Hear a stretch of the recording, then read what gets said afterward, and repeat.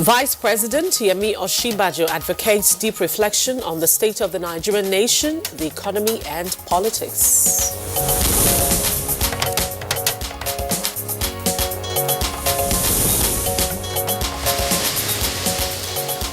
Senate calls for proper assessment of contamination from pipeline explosions in Rivers and Lagos states.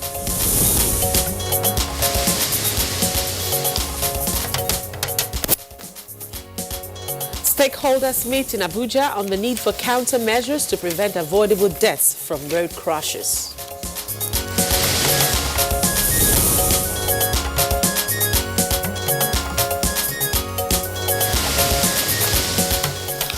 And on Good Morning Nigeria today, we shall discuss the challenges of firefighting in Nigeria.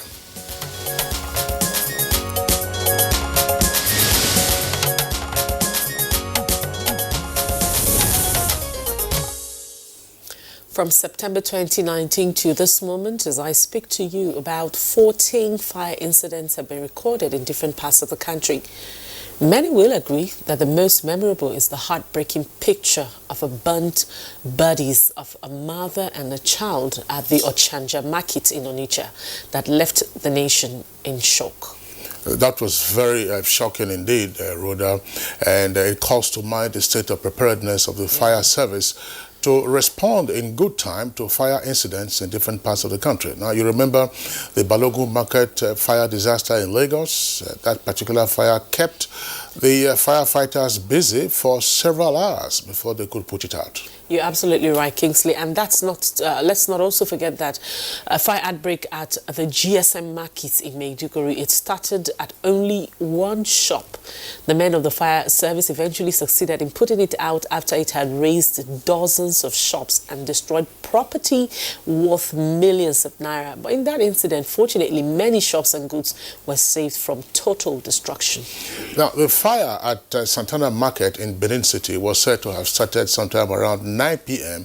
when traders had closed for the day, but the fire raged on till daybreak, consuming several stores as firefighters were not to be immediately available, although some firemen from the Petroleum Development Company were reported to be at the scene and were at least later on able to prevent the fire from spreading to neighboring homes. We can go on and on and on, but the issue is that many of these fire incidents have proven very challenging for the fire service to put out on time. Not only that, the response time of the fire service to fire distress calls has not been very encouraging at all. Now, one major case in point being the fire at the Upper Iweka and Ochanja Market axis in Onitsha, which you mentioned earlier. Now, the whole area was reported to be ablaze for hours without a response from the fire service. The question, therefore, is how prepared are the Nigerian fire services at the federal and state levels to tackle fire disasters in the country? But right now, the fire service is the only organization recognized by law to render services related to firefighting and fire prevention, search and rescue services, humanitarian services, and the list goes on and on. To deliver these services, both the Federal Capital Territory and all 36 states of the Federation have their own fire service station established to tackle fire and related disaster within their vicinity. Now, apart from the challenges of equipment, modern firefighting facilities, regular training of personnel, and others, which I'm sure will come up in the course of our conversation, how close are the firefighting facilities to city centers and the regions? Now, how many firefighting stations are there in major cities and indeed outlying areas? We expect answers questions and more in our conversation on Good Morning Nigeria later today. On that note, we welcome you to today's edition of the program. My name is Kingsley. And I'm Rhoda Anonam. Just to remind you that Good Morning Nigeria is broadcast live on the network service of the Nigerian Television Authority. And as usual, we have regular complimentary segments, and that includes newspaper review, business, and others. But as always, the news comes first, and Musbah Dan Wahab is here for the morning news. Good morning. It's good to see you. It's a very good morning, Rhoda. Let's take a beat of the news. Now we'll begin on advisory notes as the Vice President Yemi Osinbajo is advising leaders of the need to reflect extensively on the Nigerian nation, the economy, politics and all that surrounds it. This was at a public presentation of a book titled The Challenges of Good Governance in Nigeria. The book is written in honor of one-time Governor of Osun State and founding father, Chairman of the All Progressives Congress, APC, Chief Bisi Akande. It is the duty of leadership to continue to reflect, to write, to debate. The rigor of our thoughts and ideas and the discipline of execution that is what will lift our people from ignorance and misery to wealth and prosperity.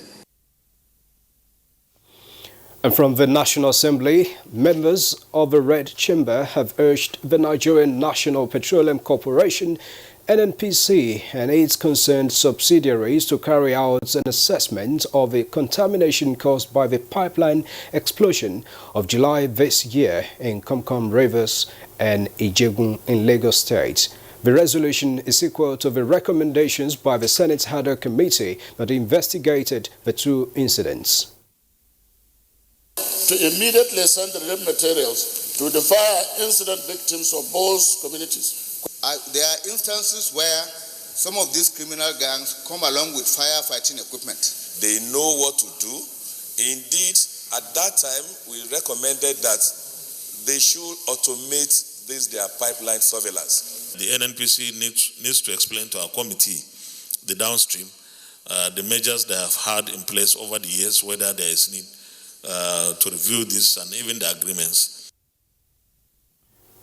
The House of Representatives is urging the Federal Ministry of Mines and Steel Development to provide geological records of gold deposits in Nigeria, being a major source of revenue. This is in response to a motion from Representative Ogene Ego during Tuesday's plenary.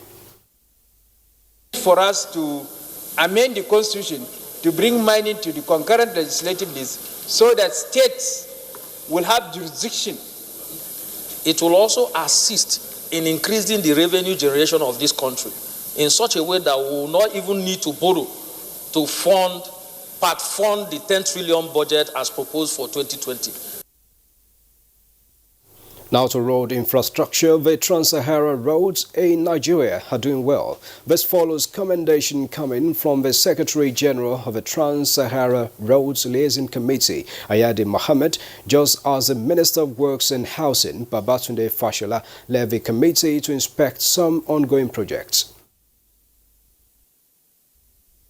Project is a 3-year project, but because of the efficient methods that the construction company is using, recycling the existing material, reducing the number of movement of some materials, we may gain some time. And still on roads, the need for countermeasures to prevent avoidable death from road crashes has been stressed following reports that more than 1 million people are killed every year. This is the appeal to governments of nations at the National Road Safety Stakeholder Summit, an event to commemorate the 2019 World Day of Remembrance for Road Traffic Victims. The developed countries seem to have been able to contain their own trend, and it came with efforts, which sustained efforts and realizing what needs to be done and doing what they need to do over the years. The human life is no vehicle part. That is to say, if a leg is broken, it is broken. If an arm is broken, you cannot replace it. Now, the Nnamdi Azikiwe International Airport now has the Migration Information Data Analysis System for real-time sharing of air travelers about data between security agencies. The Abuja Airport is only the first of 5 airports to benefit from the project in this first phase. Just as it is in other advanced nations, it's not possible anymore for a known criminal to get into our country or get out of our country without us identifying such a person and bringing him to check. This is a revolution, but it's not only for immigration, it is for all law enforcement. And this system will be linked with all the wanted persons globally. with the Interpol and local suspect index. And just so you know, 17 out of the 24 candidates contesting the Kogi governorship election have signed a peace accord and have also agreed to accept the outcome of the election on Saturday, November 16. The candidates and other representatives promised to abide by the agreement during the INEC stakeholders meeting in Lokoja. The sensitive materials for both the governorship and Kogi West senatorial run elections are ready. As usual, they have been handled by the Central Bank of Nigeria. That's a bit of the news, and Good Morning Nigeria. Join us for more in the course of the day during our subsequent bulletins. Prevention of destructive fire outbreak is on the table for discussion, and Rhoda and Kinsley will guide the conversations after this break. Good morning.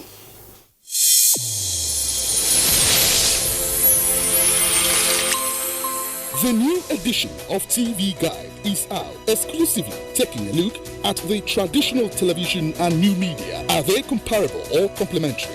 Media industry players give perspective on the trends, progress, challenges, and the way forward. Find out on this compelling edition of TV Guide. Expository interviews with stars of the team within our space. Becky Madojemo of NTA, Utibe Umore of AIT, Nifemi Oguntai of TVC, and a host of others. TV Guide, your indispensable companion. Also feature Iya Medina. I'm the CEO, managing director of Iya Medina Sister Restaurant. I choose to serve. Shut up your mouth. Let me finish. A TV drama series on NTA. Let's get to meet the characters behind Iya Medina. This edition also presents exciting features on tourism, culture, entertainment, sports, health, and lots more.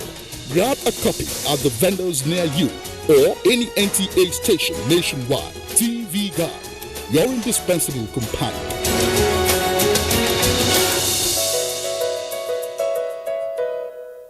Helpline Foundation Nigeria and partners present the 3rd Annual Africa Women Conference AWC 2019, a gathering of experts, institutions, corporate organizations, and individuals promoting the growth, stability, and development of African women, through which various resources available to African women can be channeled towards the sustainable development of the continent. Keynote speakers: Dame Paul Talin, Ramato Tijani Aliu, Madam Magdala Cooper, Binta Masigarba, Karima Ranim, Ibtisame Azao, Dr. Anissa Nagra, veteran Nollywood actors and actresses. Theme: Building a Coalition to End Gender Inequality in Africa. Dates: 21st to 23rd November 2019. Venue: Kenzi Manara Palace, Marrakesh, Morocco. For participation and inquiries, visit www.africa-womenconference.org or call +234 806 5388424. AWC, building an Africa where every woman's potential is fully harnessed. Powered by Helpline Foundation Nigeria, Echoes Africa Initiatives New York, International Center for Diplomacy, Morocco.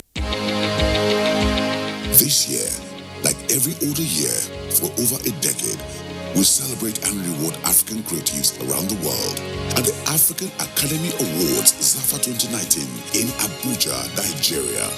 The second homecoming event is a 3-day gathering of industry stakeholders and enthusiasts to network as well as encourage and motivate budding talents.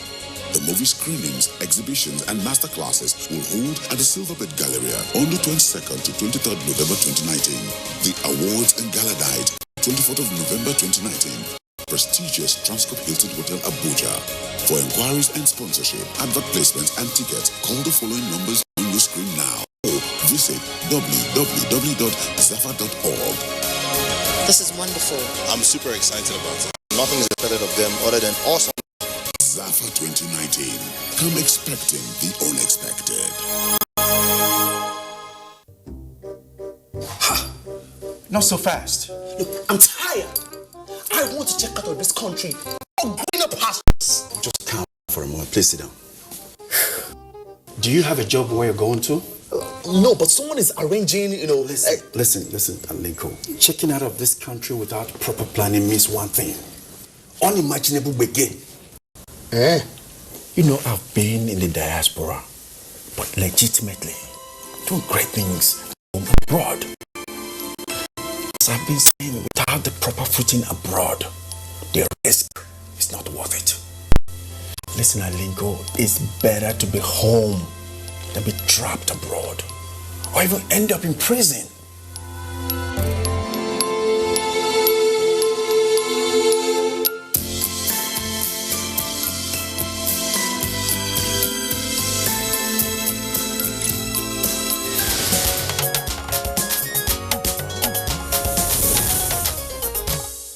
All right, you're welcome back. And if you've just joined us, you're watching Good Morning Nigeria on Africa's largest TV network, NTA. Now, let's talk some business as Finance Minister lords National Assembly over Finance Bill 2019. Let's join Kunle Adeyeye for details.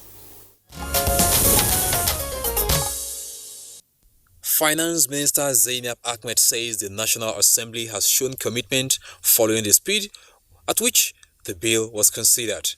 The bill, which has passed second reading, was submitted by President Muhammadu Buhari on October 14, 2019.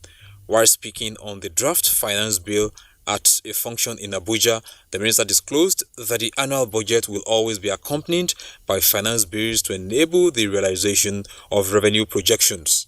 The bill is also expected to amend some tax provisions and make them more responsive to tax policies of the federal government.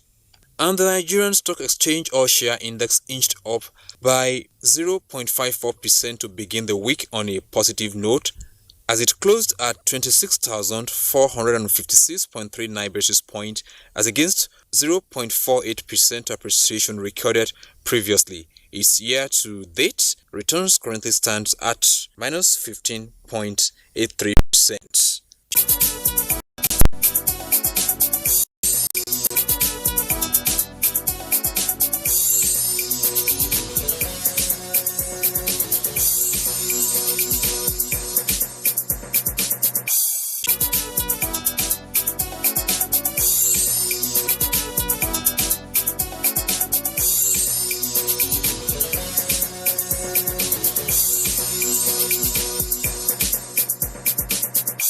With business news, I'm Kunle Adeyeye. Many thanks, Kunle, for the business package. And next for us on the program is a look at the front pages of some of today's dailies.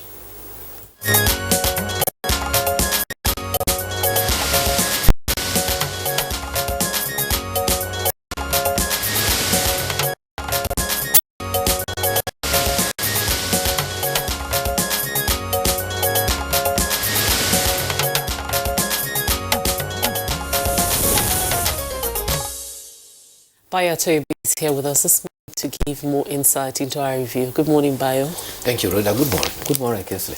Good morning, Nigeria. All right, Bayo, good to see you. Okay, let's begin our review this morning by taking a look at the front page of the Blueprint newspaper. The print newspaper has immediately below the nameplate, National Assembly to pass 2020 10.33 trillion naira budget, November 28th. Road mishaps claim 236 in Niger. Details can be found on page 5. And then at the earpiece there says OPL, that's oil prospecting license. Supreme Court orders NNPC to pay 8.14 billion naira to BCE. Details on page 37. Most states not implementing contributory pension scheme, and that's attributed to PENCOM. Details on page 34. Lead story, it's on the forthcoming elections in Bayelsa and Kogi. 11th hour judgments won't affect polls. That's according to INEC. Yaga Africa tasks electoral body on flooded areas. Police Commission deploys 45 monitors, and Inspector General Police warns on vote buying and other infractions. Now, the photograph there on the front page shows the Chief of Policy and Plans, Lieutenant General Lamidi Adeosun, presenting a document to the Director General of the Defense Industries Corporation. That was after the signing of an MOU on behalf of the Chief of Army Staff. The story is also there right at the foot of the front page. It says, Army and DICON signed pact on 28 mine-resistant vehicles. Details can be found on page 13. Above that, you have the headline, Senate imposed death penalty on hate speech offenders. That's page 5. And Yobe NDLA naps cop and trafficker for supplying drugs to insurgents. Fintech sacks 300 police staff. And Pneumonia Day. Nigeria has highest number of child pneumonia globally. Details on page 15, the story is attributed to UNICEF. All right, so let's move now to the Daily Trust. On the Daily Trust, you have just below the nameplate, federal government pressures China on $5.8 billion loan for Mambila Power Project. That's on page 16 of the Daily Trust. Reps urge customs to lift ban on fuel supply to border towns. That's on page 3. Commuters groan over tricycle ban in Abuja. That's on page 22. And the lead story for the Daily Trust this morning, Kogi Governorship talks cause chaos as IGP INEC boss attend peace accord. Thugs cause chaos as IGP and INEC boss attend peace accord, with arrival the SDP won election postponed. And now let's move down. On the picture stories, there is that of a mother of 4 children has inside a room where she was allegedly locked up for 2 years by a elder brother in Rigasa in Igabi local government area of Kaduna Metropolis. That's the picture story on the Daily Trust. Court disqualifies Bayelsa APC deputy governorship candidate. That's on page 13. And countries causing climate change withhold aid to victims. That's on page 34. Finally, principal killed in fresh attack in Bukhari. Those are the stories on the front page of the Daily Trust this morning. Let's start from the Senate. The Senate President has expressed optimism that Budget 2020 will get passed before the end of November. He commended the committees of the Senate for completing their budget defense sessions, and this was at plenary yesterday. And he says now the challenge is now for the Appropriation Committee to garner all their actions and galvanize into coordinating all the activities so that the budget can be laid before the National Assembly on the 26th of November. He has given all assurance that if it is so done, there is every expectation that the Senate will get the support of the House of Representatives, and by November 28, the budget will be passed. So you see, when there is a will, there is a way. This January-December budget cycle has been in the since 2014, but this time around, it seems the nice Senate will be able to achieve it. Also at the House of Representatives, the House have enjoined the federal, state and private sector who are involved in road construction to resort to using concrete for our road construction. The motion moved by Levenus Makwe called for a cement-based road so that we can have concrete pavements. His argument is that the asphalt that is used for our roads cannot survive the locations with heavy rains. They are easily amenable to potholes, and the consequence is that we have high rate of road fatalities and accidents and also mortalities. The House enjoined that the concrete paved highway have durability and are cost saving, and in the long run will eliminate a highway mortality. You know, from Obajana to Kaba, a cement company resorted to constructing that road with concrete, and I had cause to pass through that way on 2 occasions when it was under construction. The way they go about it is that there is a metal frame basement which is first fixed, and it's about 6 inches before they come and then concrete the road before they lay the concrete. And so when you pass on it, it's very smooth. And if you are coming again away from Lokoja towards Abuja, you notice that on the highway, the asphalt road has folded. This is because the heavy tonnage of vehicles or trucks on the highway, especially those conveying cement and other heavy goods, eventually end up folding up the roads. So this call is in order, but the challenge is the cost of asphalt road will not be the same as concrete roads, because there's a lot of metal inputs into it, and I think the cost ratio will be very high. Also in the aviation area, the Nigerian Airspace Management Agency says that they are trying to install Category 3 instrument planning system for Lagos and Abuja airport. With the installation of such, it is expected that poor visibility, which has reduced flight times and cancellation of flights, will be reduced. Presently, they are using Cat 2 facilities and is amenable to poor weather facilities, which often leads to flight cancellation. Already, there have been installation at Murtala Mohammed Airport for runway 18 And so far, the test there shows that it is good for this, what they describe as the glide, the slope, and distance measuring, and the components for localized propagation is optimally very good. It is hoped that by the end of December, hopefully, the two airports, Lagos and Abuja, will have had those instruments installed, and then fears of cancellation of flight will be completely eliminated. Well, let's take a look at the Leadership newspaper. Lead story for Leadership says, Senate proposes death sentence for hate speech. With the rider, opposition lawmakers disagree, say Nigeria can't return to the dark days. Above that is the headline, 30 states yet to implement contributory pension. Again, that's attributed to PENCOM. And government officials conniving with pipeline vandals. That's according to Law details on page 5. National Assembly to pass 2020 budget November 28. We earlier read that. And 5-year ban on foreign garments import. And then right at the foot of the front page of the Leadership newspaper, court gives EFCC ultimatum on Desiani's extradition. That's page 16. And Kogi Governorship, thugs invade stakeholders meeting. Page 8. We already read the one on Army and DICON signing a pact on mine-resistant vehicles. Edo APC suspends National Chairman Oshiomhole. Details on page 16. Bayo. It's a suspension era in Edo. Just only 2 days ago, the People's Democratic Party also suspended some key personalities in the party. Now it is the turn of the All Progressive Congress.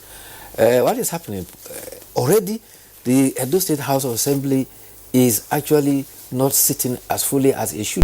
You have these issues that is dragging, that has even gone to court about the proper convening or otherwise of the House of Assembly. The people of Edo State are being deprived of service by the fact that politicians in Edo State are not getting their acts together. Meanwhile, there is positive news from border closure. Those who are in the business of producing rice are assuring that they are ready to fill the void from the ban from importation of rice. The production outfit in Ogoja in the area of Okwa and Okpoma says that they have enhanced their capacity to produce, and they are assuring that by December and by New Year time, they are ready to crash the price of 50 kilograms of rice from 18,000 to 22,000. They will crash it to 14,000. And they are encouraging Nigerians that they should patronize Nigerian rice, and they hope that with the increase in the acreage of their cultivation, they will be able to meet the rice demand. And there are varieties of rice produced in Nigeria. There is the Oshikapa Abia. There's one rice they call Oshikapa Abia. There's another Ebonyi. There is Abakaliki rice. There is now this one from Cross River, from Opama there. And there is Badeji rice, brown rice, very nutritious. They are quite different from those that are sold in silos over 10 years that are imported here as parboiled rice, and we buy at a very cheap rate, and undermines the health efficiency of our locally produced rice. And particularly so, the danger here is that Benin Republic, next door neighbor, they don't eat parboiled rice, but they are one of the highest importers of parboiled rice, and their target is always in the Nigerian market. Therefore, this idea of self-sufficiency internally will go a long way in eliminating rice that actually meant for animal feeds, because they have overstayed in silos, being imported into the country for human consumption. I hope that just what they've said they would do that is crush the price, because as we speak, a bag of rice is almost about 28,000 naira. If you go to the market today, I assure you can't get a bag of rice less than 24, 26, 28,000. No, the range is 18 to 22. No, please, when you go to the market now, a bag of rice is almost about 28,000. I can assure you that. But what we're saying is the festive season is here. Yes. And you know, a lot of Nigerians consume rice around this time. We give it as gifts to people less privileged. We hope that they actually crash the price, so that, because the farmers are smiling to the banks. Yes, and that is good for the economy. Let's hope they meet that target of crashing the price. They have promised they will try and crash it to about 14. And there are several initiatives across the country. There is the one in Kebbi, there is the one across Olam in I saw one yesterday on Suka rice. Right. Really nice. Very nice. There is even the Ofada rice with its unique aroma. Okay. All right, but Well, let's, it's as if, rice is good, but it is not healthy to eat rice every day. That's clear. That's for sure. It's not healthy.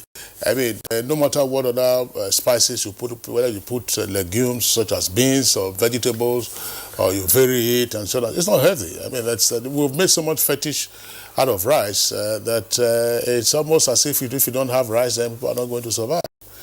In any event, the border closure and the impact was what we had as our topic for conversation yesterday.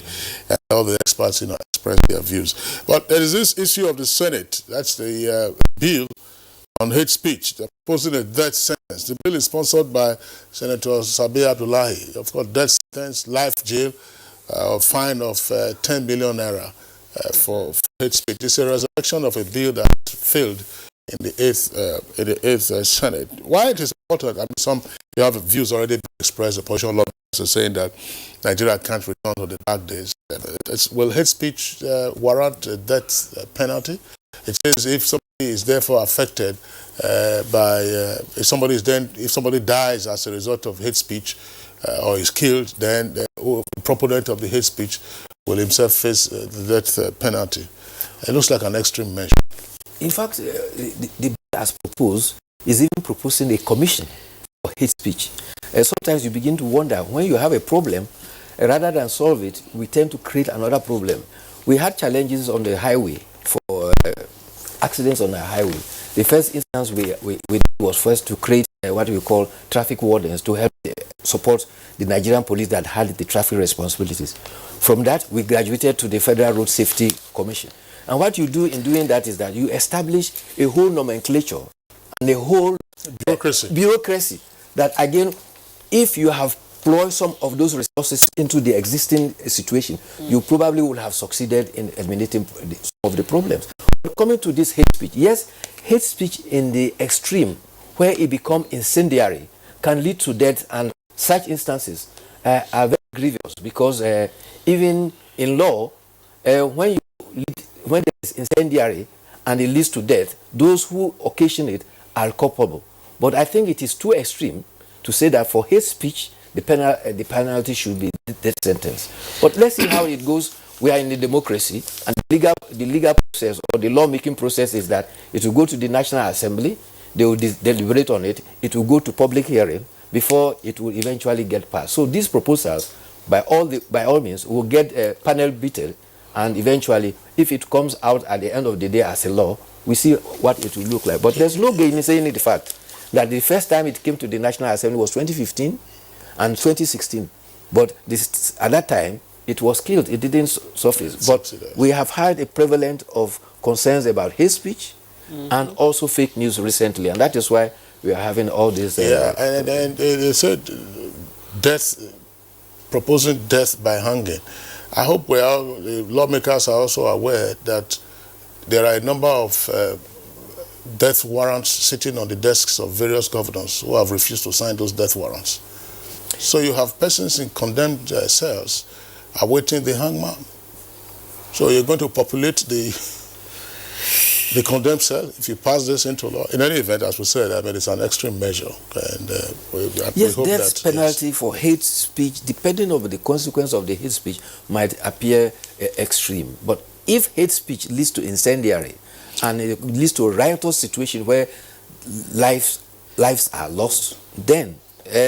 but that's incitement. You already have that in the criminal code. So why duplicate some of the laws that we already have? So... All right, okay. Let's quickly take our editorial. Our editorial is on the Daily Sun. It's on Bayelsa Kogi gubernatorial polls. It says, the Independent National Electoral Commission, INEC, will on November 16 conduct a gubernatorial election in Bayelsa and Kogi states. After months of electioneering, they witnessed intra-party litigation, intemperate language, and pockets of violence. Saturday's election in the two states will be the first major election since the 2019 general election. Therefore, the exercise will test the preparedness of INEC to conduct free, fair, credible, and transparent election. The outcome of the election will demonstrate if the electoral umpire has imbibed the lessons of the previous ones. We say this considering the public perception that the electoral umpire performed below expectation in the 2019 exercise. Well, a lot of people have blamed INEC that they perform below expectation, especially in the area of logistics and deploying personnel and material. We are all aware of the fact that the election was initially postponed before eventually it came on. However, we tend to blame INEC for problems that are not that of INEC. Those who occasion violence in the electoral process are politicians and their thugs. It is not INEC. So of recent, there are concerns across the country about the elections coming up in Bayelsa and Kogi, because in the antecedents in the two states, there's a propensity for violence. Already, only last week, there were concerns expressed in Bayelsa. At the time when the INEC and the representative of IG went there for final agreement with the political parties, traditional rulers reported that politicians are already amassing arms. Also in Kogi State yesterday, while INEC, the chairman was there with the Inspector General of Police, there was even talks that attacked the office of SDP 2 days ago, and yesterday, even at the peace ceremony, talks still showed up to cause mayhem. So there is need for politicians to get their followers in order, because the violence is not occasioned by INEC. And unless we have an atmosphere that is conducive, the challenge for INEC to conduct a free and fair election will be very huge, in the sense that the politicians will make the atmosphere difficult and impossible. And for Kogi, there is also a senatorial by-election that is going on, and which makes it double jeopardy as far as violence is concerned. And there is need for the security agencies and the politicians to meet and ensure that we will have free and fair elections in those states. All right, thank you very much, Maya. Hopefully we'll see you again tomorrow morning. Thank you. All right, you're still watching Good Morning Nigeria. We'll take a break now, and when we return, we'll be having our conversation segment, and that's on the challenges of firefighting in Nigeria. Don't go away.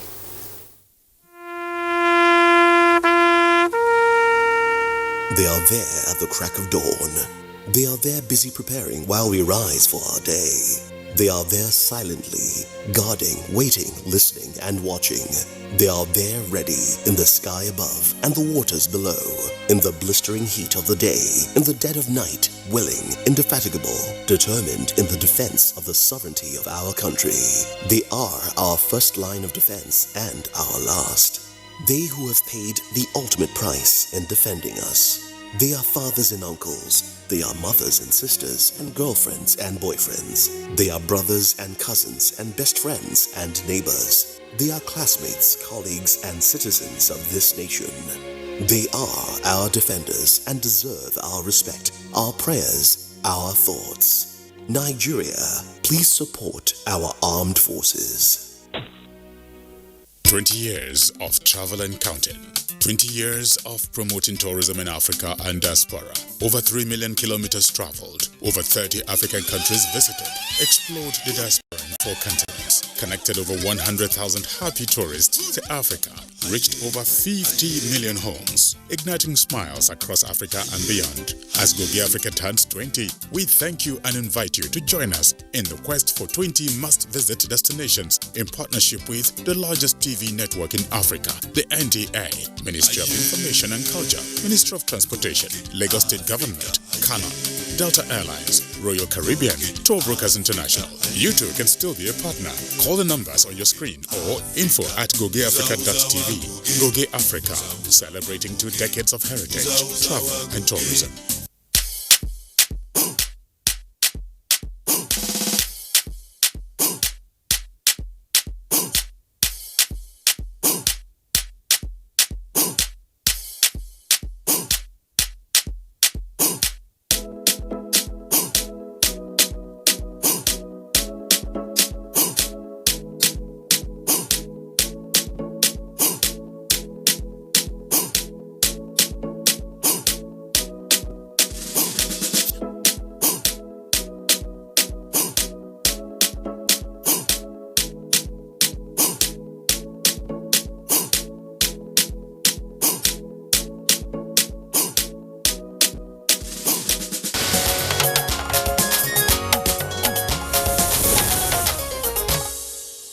You're welcome back, and just in case you've just joined us, you're watching Good Morning Nigeria. We're live on the network service of the NTA, and just as I indicated earlier before we went on the break, we're discussing the challenges of firefighting in Nigeria. We have our guest here seated in the studio ready to do justice to that. But then let's take this background report that will lay the foundation for our discussion, and it's been put together by Victor Azu.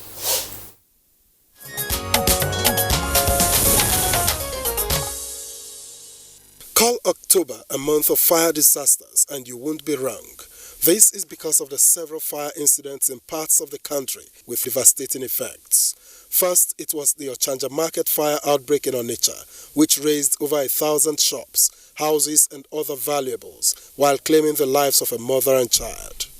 A few days later, it was the popular Santana Market in Benin City, capital of Edo State, where over 100 shops were razed, with one person allegedly losing his life while trying to salvage valuables. About a week later, another major fire disaster was averted in Ikoyi, Lagos, but not without substantial damage to the burning building. GSM Market fire in Maiduguri, Borno State ended commercial activities there at the end of the month of October, destroying several shops and wares. As if these are not enough, just 1 week into the month of November, the popular Balogun Market fire struck. Goods lost have been valued in millions of naira. More worrying is the fact that all of these are happening at a time that the Nigeria Fire Service is going around the country distributing firefighting equipment. How efficient are the current firefighting equipment? Guests are already settled in to provide answers to these and more.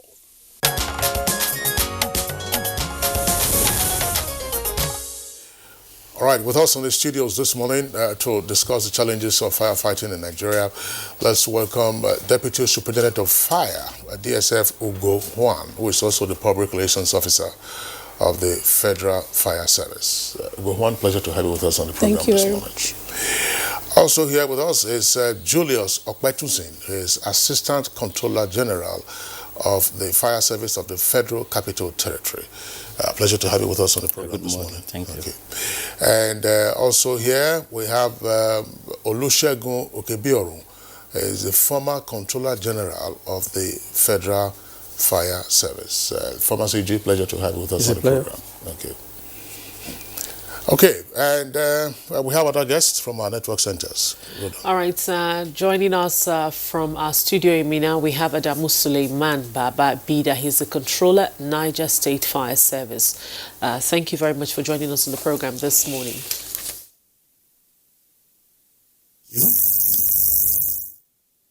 Let's begin the conversation with the Deputy Superintendent of the Fire Service. I was just wondering, we have another guest with us in Lagos. Yes, but we're not able to bring him up. Right now. He'll be joining us. He's an insurance broker and a member of the Nigerian Council of Registered Insurance Brokers. It's Francis Ewerido. Of course, he will join us in the course of the conversation. All right, Ugo Juan, let's begin with you, Deputy Superintendent, and of course the Public Relation of the Federal Fire Service. What is the state of the Nigerian Fire Service as we speak this moment? Thank you very much.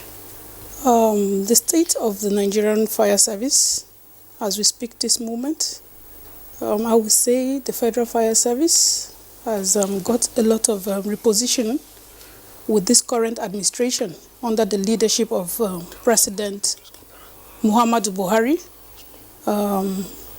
In well over 40 years, we never had it, no firefighting trucks, no training whatsoever. But with this current administration, we've had a repositioning where we have, if you can, just like you mentioned in your earlier report before the program kick-started, where we've acquired over 92 firefighting trucks and distributions have been done, and where we've taken possession of 62 and still expecting 30, and trainings are ongoing of personnel, but we still need funding, more training, more personnel. So I would say the present situation is better than it used to be, but we've not been where we are. And as for the states, I would say some states are coming up, while others, they really need to step up. All right, thank you very much, Ugo Juan. Let's bring in the retired Controller General of the Federal Fire Service, Olusegun Okebioro. Give us a sense, how is the fire service structured in Nigeria? Thank you very much. The structure of the fire services in this country takes after the United States, in which case we have the state fire services and we have the federal fire service.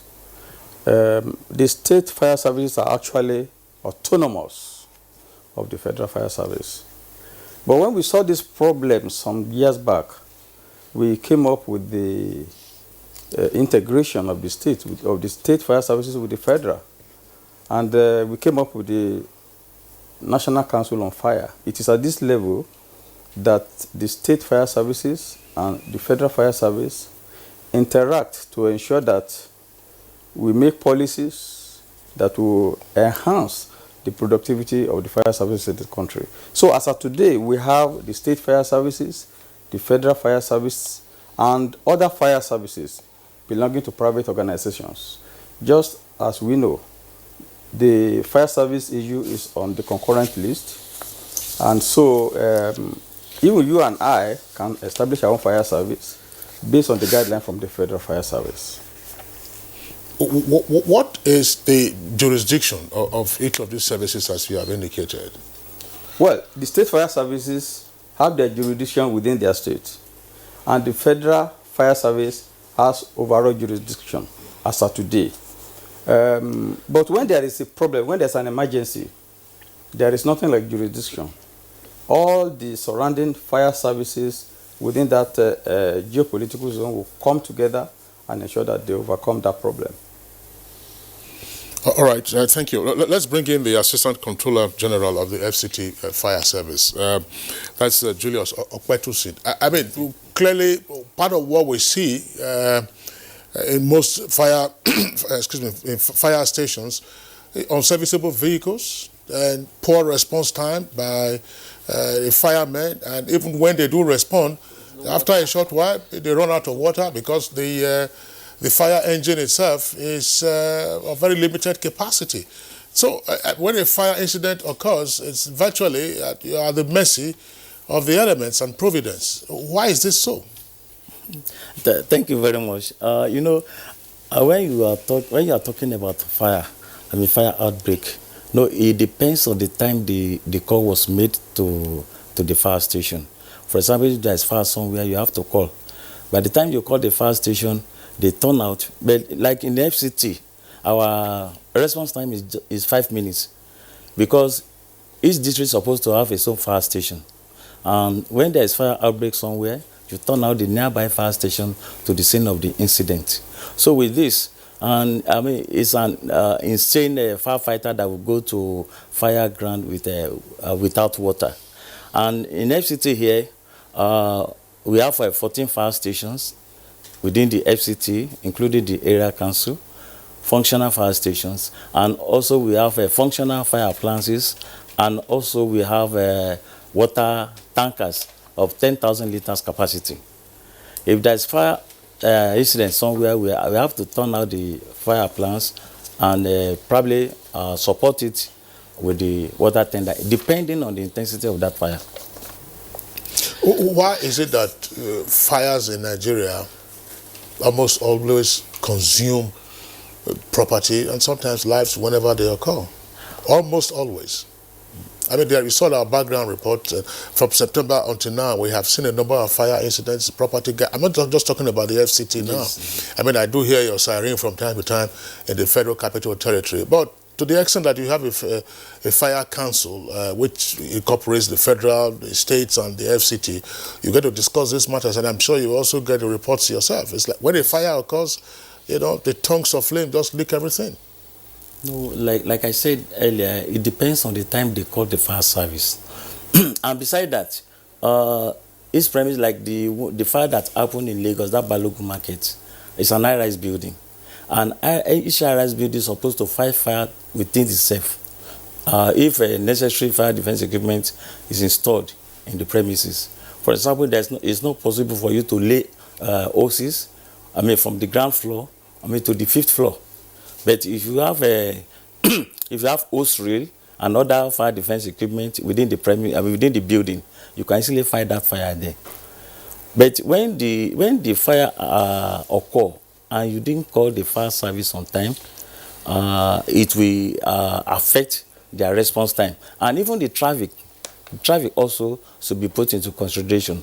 Like in Abuja here, in FCT, I will give kudos to the police, because whenever we are going to fire ground, in any emergency like that, they give us right of way.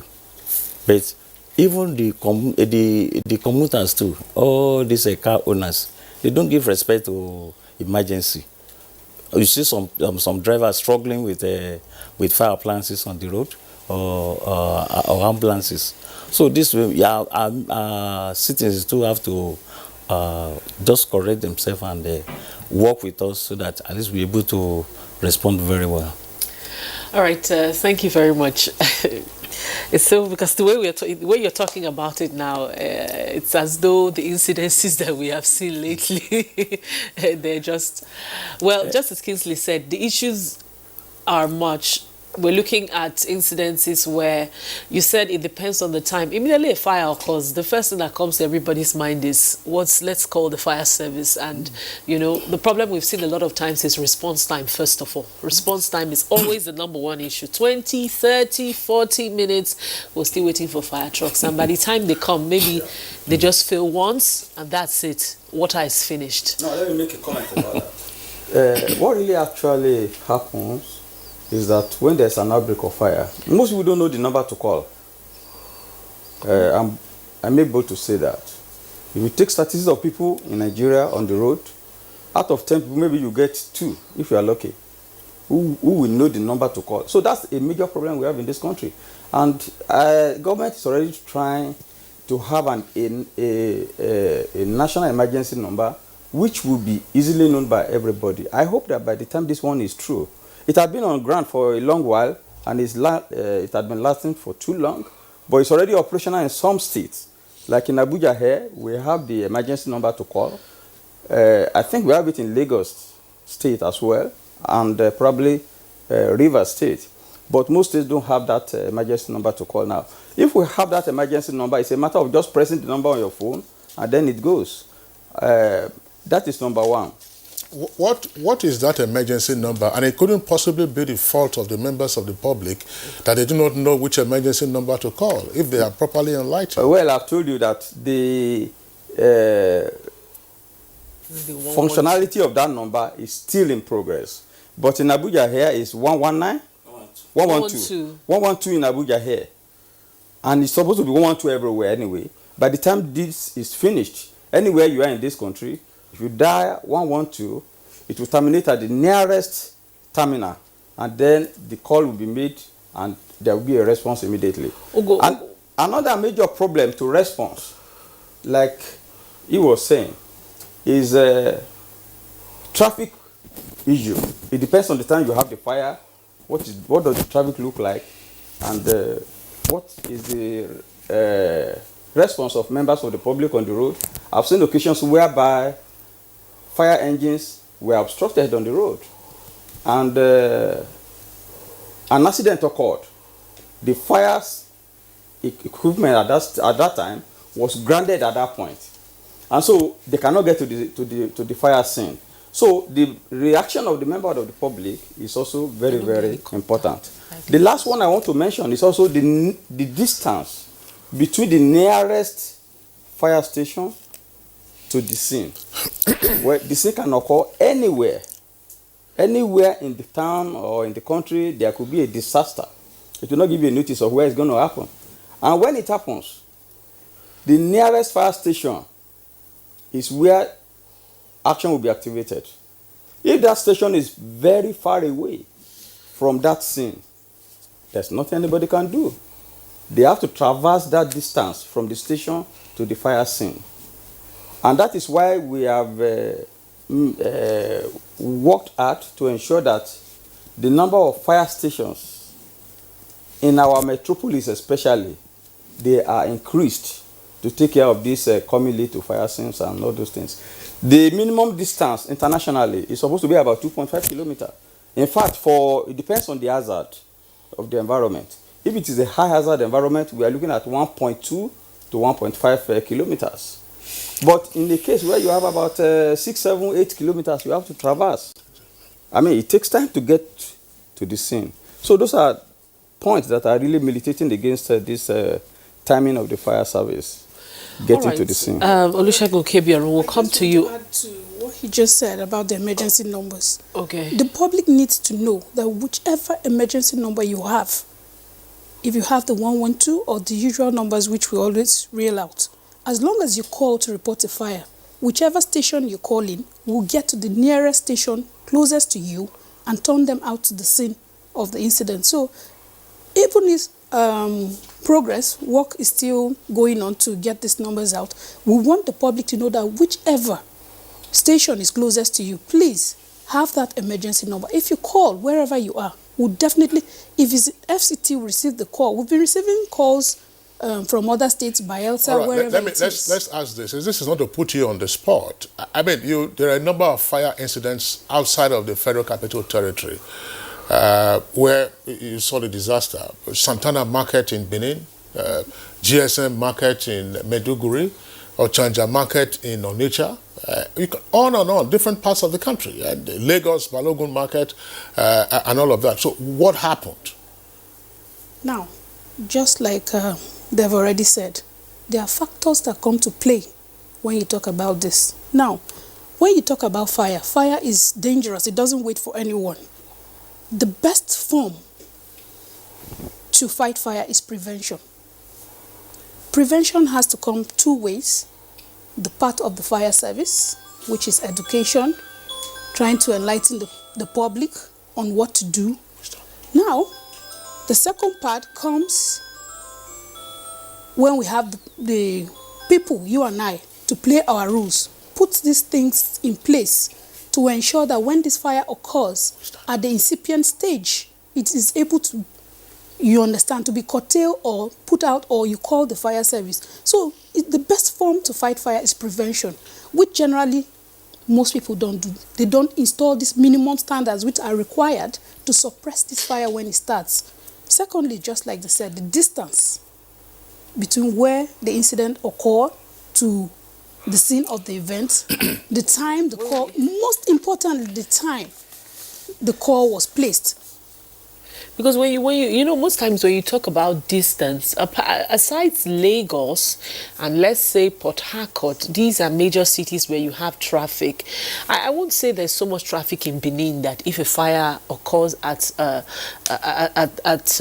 the markets that we're talking about right now, the Santana Market, that if the fire service were to be, for example, in Ring Road, that it would take the fire service more than 15 to 20 minutes, knowing that it's an emergency. It was at night. You know? Now, to get it was there. At night.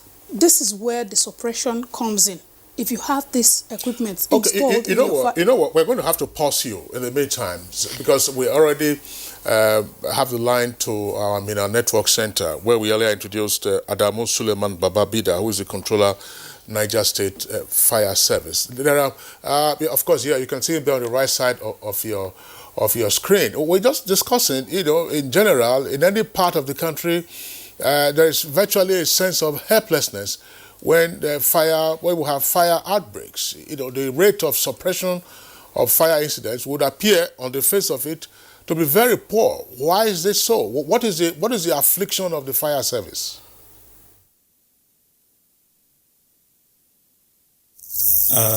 Good morning.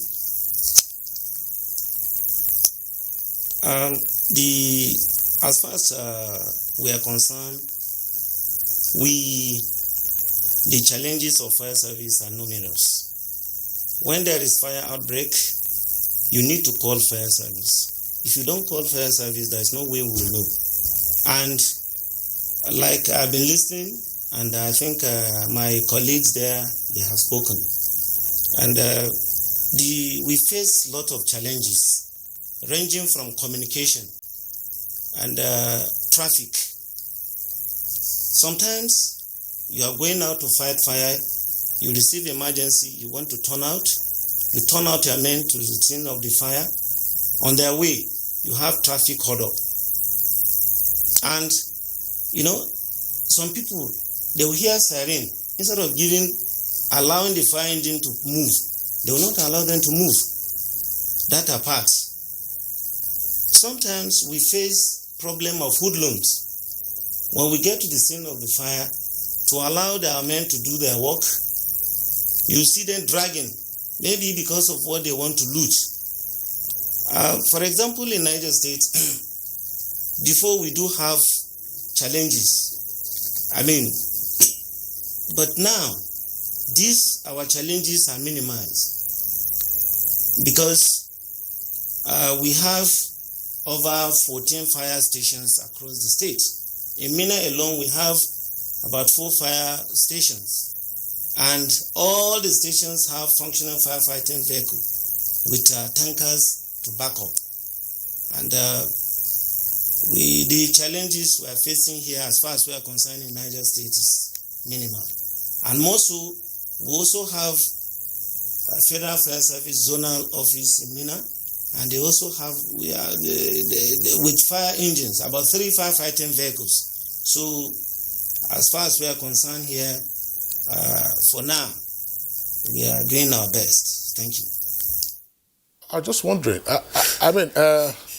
you're speaking to us from Minna. Niger State, in terms of landmass, is probably the largest state in the Federation. You have to compete with Borno to find out which exactly is the largest. And you just said that you have 14 fire stations in the whole of Niger State.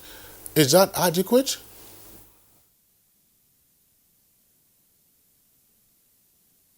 Now, and like I said earlier on, before, these 14 fire stations I mentioned before, they do not have even a single firefighting vehicle. But now, they have functional firefighting vehicle, and it's ongoing. Presently we have about 5 firefighting vehicles on ground, which we are going to distribute to other places again, just to ensure that we cover some major, because when we are talking in terms of distribution of firefighting vehicles, we consider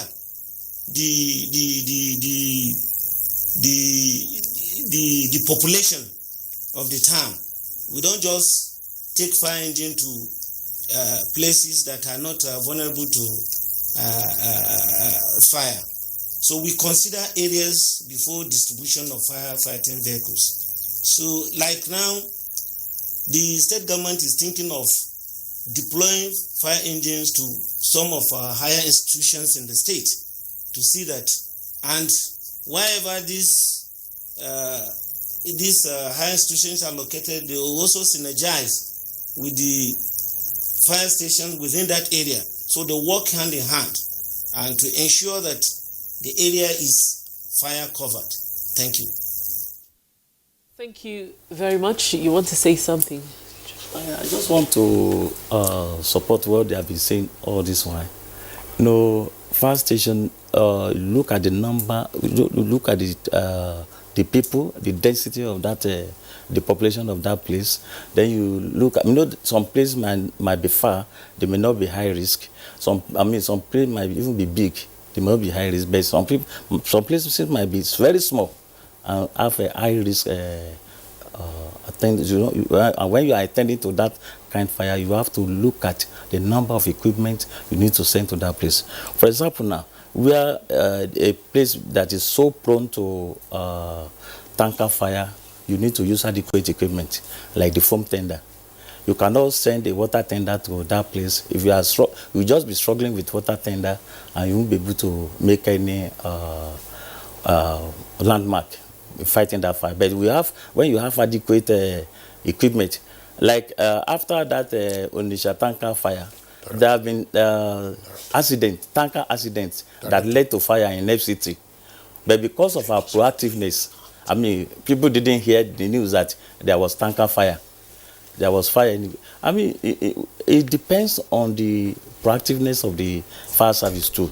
Because well, we cannot side from that blame that we too we have our own shortcoming. But when we are very proactive, I mean, you should be able to at least make certain things there. Like the PRO, Federal Fire Service, said the other time, fire prevention is the most important thing now. Even worldwide, people are, shifting away from firefighting to fire prevention.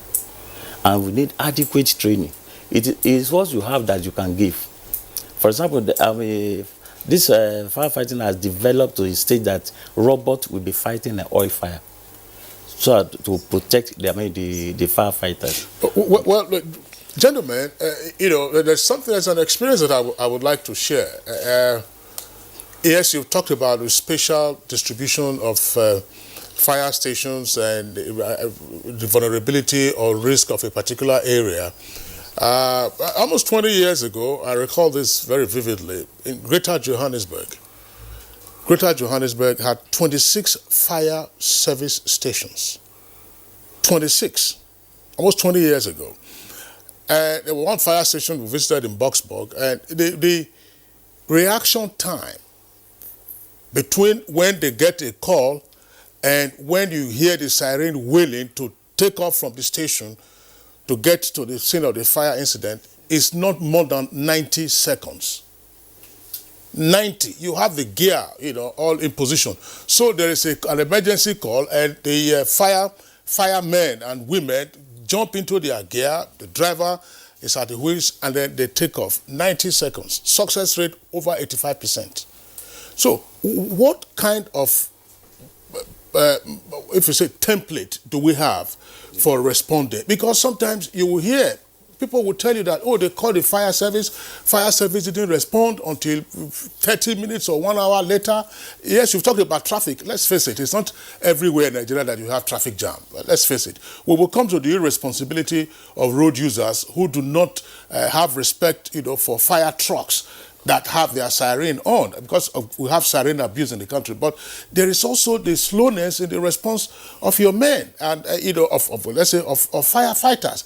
And when they come, they would appear almost ill-prepared. Let me just add to that. I had an experience at a public facility where we have a gym, and this one I was there just in Otako here. You know how open Otako is, and fire broke out in one of the rooms, and there we were. I was there. I called, people were calling the fire service.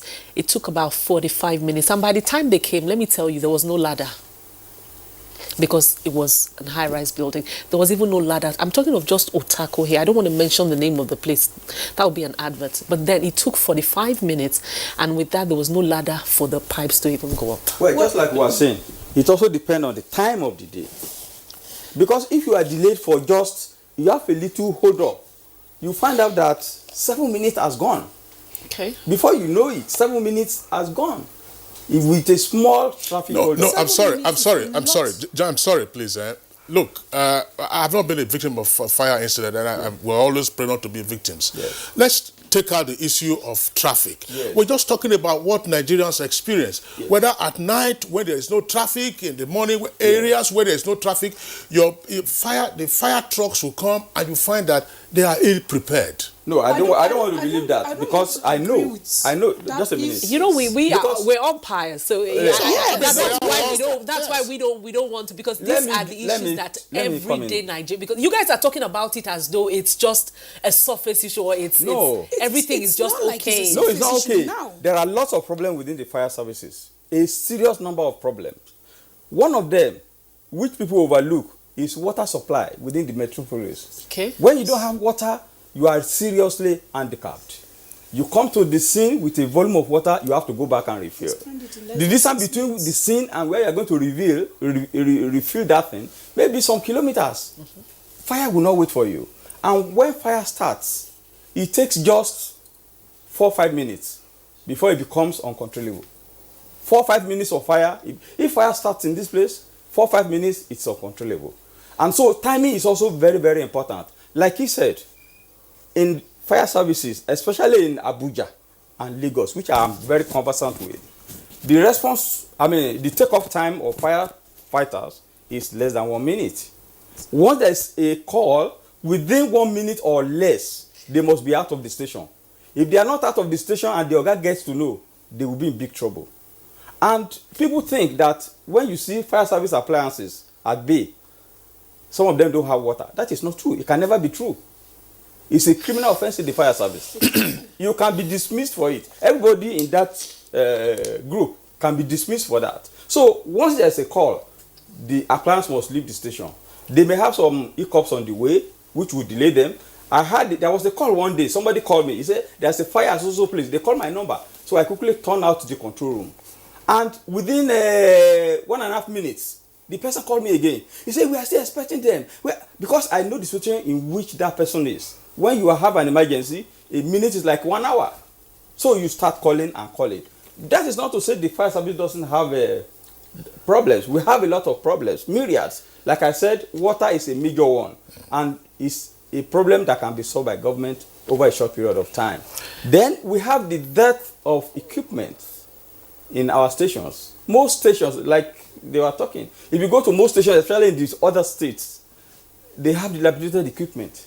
Precisely. That's what we're talking about. You see, fire trucks without wheels. Yes. You know, the fire trucks without wheels and rusty vehicles and all of that. So they have those dilapidated equipment in most of the states. Yes. Then number two, while I was there, the people that are there now, they will encourage government to put more stations so that their response time will be reduced. That's one of the factors that can reduce the response time. I was going to ask you, who funds state fire services? Who funds? The state fire services are funded by the state government. Wow. By the way, just before we bring in Francis Ewerido from our Lagos Network Center, do we have an idea of the number of fire service stations throughout the country? Do we have a rough idea? As at the time I was leaving the fire service, we had less than 200 in the whole country. So in other words, we don't have one fire service station per local government in the country. No, we don't. Okay, all right. Not before. Okay, we'll pause you at this time and then go to our Lagos Network Center, where we have been joined now by Francis Ewerido. Francis Ewerido, of course, is an insurance broker, a member of the Council of Registered Insurance Brokers. Mr. Ewerido, we are sure you've been listening on this conversation with our firefighting experts here in the Abuja studios as well as at our network center. From an insurance perspective, tell us what is happening with regard to fire incidents in the country and what the agony is or any of the insurance industry.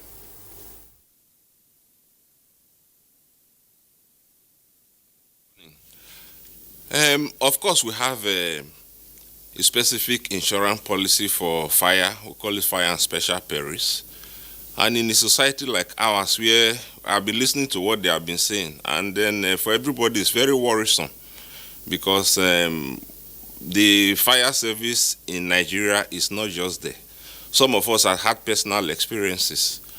In where I live, we had the situation where a fire vehicle came without water. Thankfully, some of us had fire extinguishers, and that was how we put out the fire. Normally, insurance should not be the first bus stop. The fire service should be okay. Then the individuals themselves, fire prevention is very important, like they have said.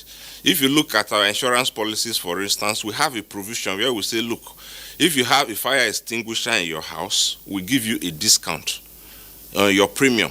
So every household should have a fire extinguisher. That is the starting point before we begin to talk of fire service, because some of these fires start like a candlelight before they increase and become infernous.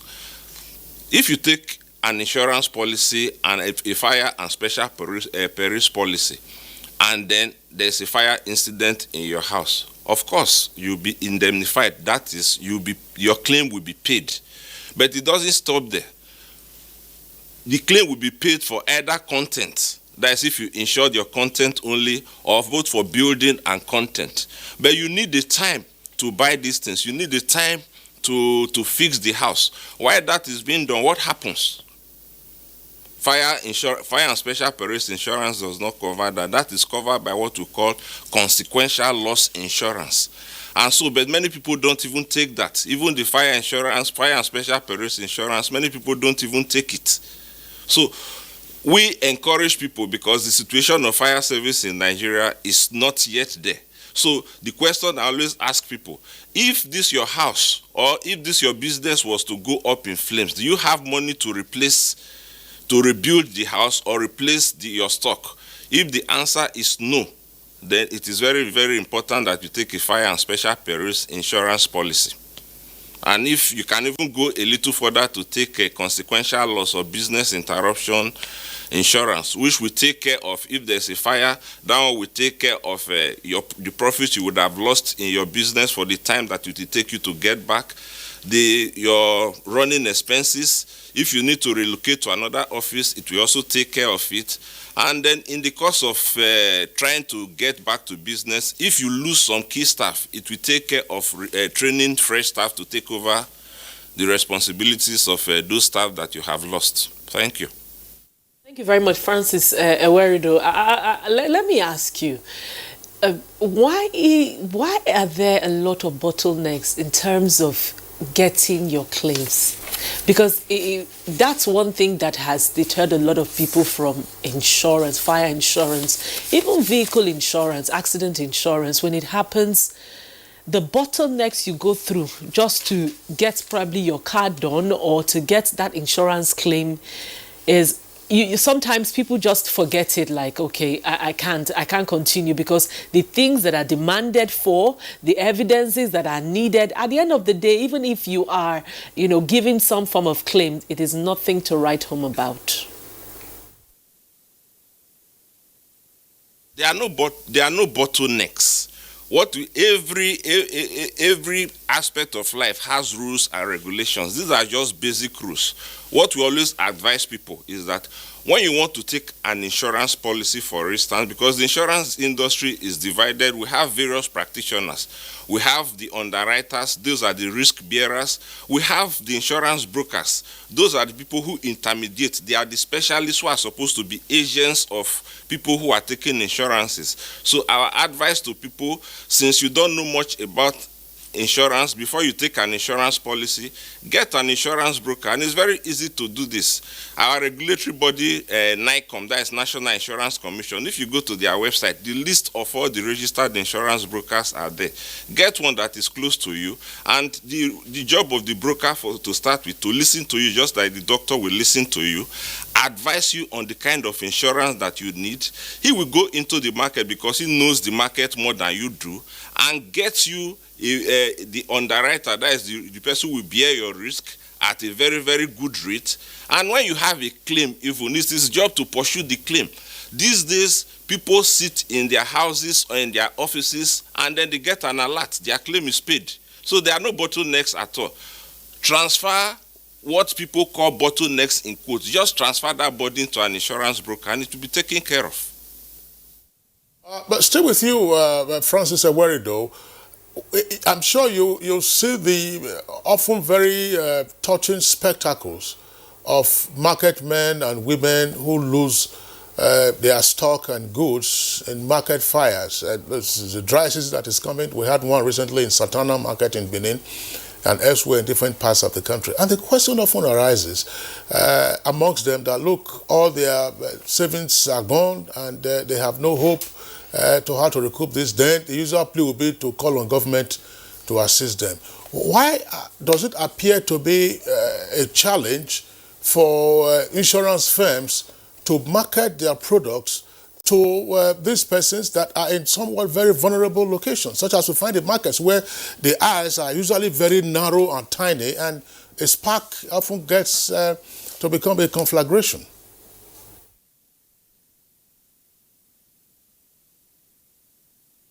There's no problem, really. You know that in Nigeria, the insurance culture is not there. Look at Nigeria, we have a population of almost 200 million, and then look at South Africa with a population of about 56 million. Our GDP is the biggest in Africa. But look at this. The entire gross premium income that is generated in Nigeria is just $1.2 billion, while that of South Africa is over $40 billion. In Nigeria, the insurance penetration is 0.3%. In South Africa, is about 17%. The insurance awareness is not there. Practitioners in this industry have been going around. I know that practitioners have gone to Balogun markets. They have gone to other markets. I'm part of a group of insurance practitioners who have been going around. We have met with traders. We have met with artisans. We try to enlighten them on insurance. The issue is that you can enlighten people, but another thing is for them to take it up. We have tried to explain to them.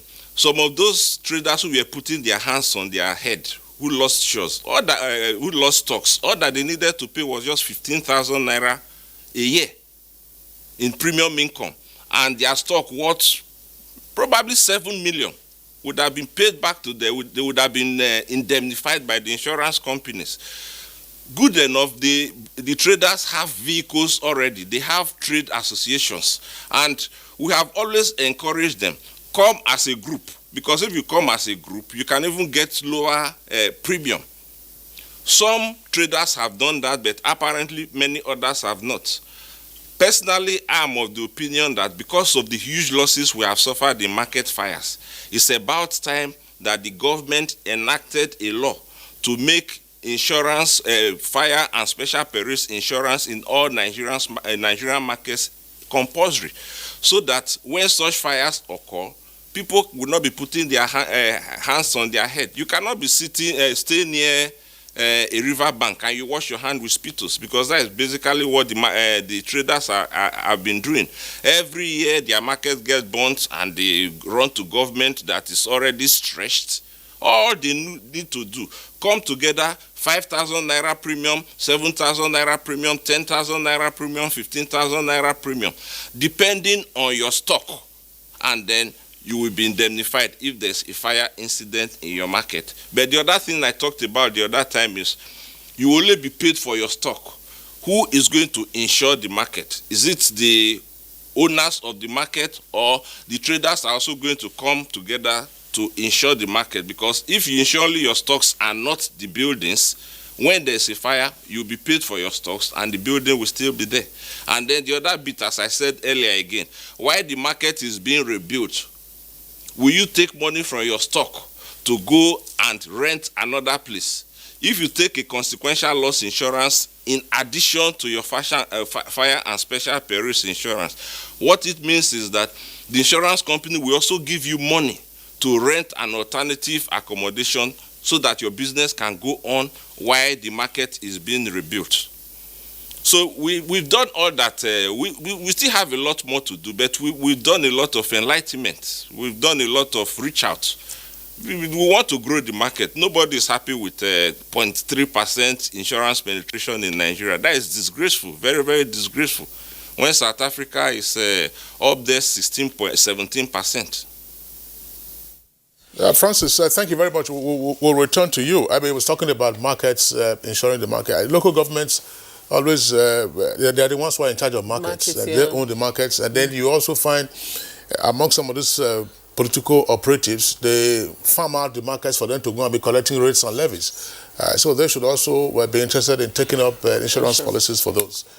We have a number of tweets that have come in already. I think we'll quickly go through them and then return to our guests or take a short break. DW Nigeria, that's the Twitter handle. It says, fire outbreaks have been occurring for a long time without any lessons learned. I think it's a mentality problem with successive governments and the citizens. Law Alpha C says, granted, fire outbreaks occur rarely. It's required that the requisite emergency agencies should outsource men and equipment for private companies and swing into action immediately. Mike Ayanko tweets, now fire incidents in the country recently are disasters too many that governments must declare a state of emergency on the matter. Now, we can't imagine the number of lives lost, billions of investments and property lost. Now, most of the vehicles, the firefighting vehicles, are not in good shape, and officials are largely untrained too. We need a total overhaul of our firefighting architecture. And we must increase yearly budgeting to fund the sector. And this one is from DW says, let the private sector be empowered and allowed to operate fire service trucks. We have seen how properties and lives are being lost because of lack of manpower from government-owned fire services. Again, we all have heard how fire service truck gets stuck in heavy traffic on their way to, fight a fire. Our cities need to be redesigned in order to cater for fire service equipment. This will reduce the devastation caused by such fires. Now, fire outbreak is one natural disaster that is inevitable in human endeavors. Even in other societies, it is not preventable. But the major quagmire here is the response time in terms of outbreaks by the appropriate fire service station. How much equipment do these agencies have? Comrade Ngala says government should try and purchase sophisticated and modern fire equipment and employ more personnel to tackle the situation. Ogo tweets, fire service should be a state affair, not federal government affair. Titus Monday says the state and federal fire services agencies are underfunded and neglected with virtually non-existent equipment and tools to work. In most cases, private companies take over their roles when disasters strike. Duplication of similar agencies have diminished their relevance. Okay, Akeju Olagbaju tweets, fire outbreaks will always occur in unplanned settlements where buildings are constructed indiscriminately without recourse to the use of appropriate materials and observing fire codes. There are substandard electrical fittings out there, and the Standards Organization of Nigeria should take them out. Now, Festus Akimoyewa says the recent awful tragedy of fire incidents across Nigeria is worrisome. Since no one can predict fire incidents, our relevant fighting agencies must be fully equipped to fight and prevent fire across the country. Now, Adejumo Paul Olubumi tweets, federal agencies such as the National Orientation Agency, whose responsibility it is to enlighten the populace about seasonal changes that come with higher risk of fire disaster, have not been given the needed funds by government. And Mogbola Obab says states and federal government should provide adequate equipment for disaster managers. Dry season is here with its propensity for such occurrences. The Federal Fire Service, the National Emergency Management Agency, alongside their state counterparts, should be on alert. Swift response is germane. Now, Festus Akimboyewa tweets, the most effective firefighting technique is prevention. There must be comprehensive fire risk assessment and installation of fire alarms in properties. Government and firefighting agencies should invest in modern fire engineering and technology that will assist in firefighting operations. And this one Bab says, how sure are we that our equipment are not obsolete? Recently, there was an outbreak in Onitsha, Anambra State. Sadly, the state fire service couldn't respond as there was no truck. Fire service from neighboring state, Delta State, had to come to the rescue. Now, Cecilia Okoroma, I am sure most of the fire service personnel go to sleep at work. They must be told to be at alert and ensure that they do routine checks of hydrants. I'm sure most hydrants are blocked as we speak, especially those at public places like markets. And Clifford Agogoesi says Nigerians need reorientation in many aspects of our national life. There is a need for Nigerians to own and defend critical infrastructure and livelihood. Now, Abdul, the problems affecting the fire services have been that of neglect by governments. They are relegated and denied enough funding and training. In order to mitigate this, serious attention must be given to these agencies. And Sani Michael Omokoji finally tweeted, says, from investigation and facts available, most of these fire outbreaks are caused by human error, and you walk into some firms, all you see is naked wires that can trigger fire outbreak. Even as we expect relevant authorities to be more proactive, it happens. We also need, as a people, we need to be more aware. All right, so those are the tweets that we're taking in the meantime. We'll go on a short break now. When we return, we'll continue with the conversation.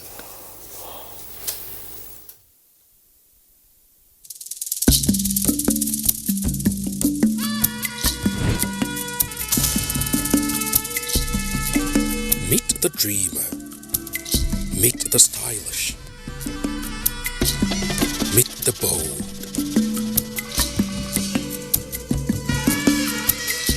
Meet the inquisitive. Meet the warrior. Meet the master.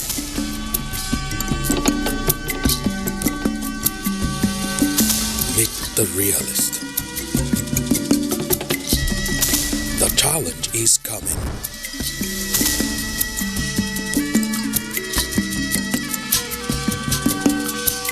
Unity Challenge. Power, development, and peace. Coming soon.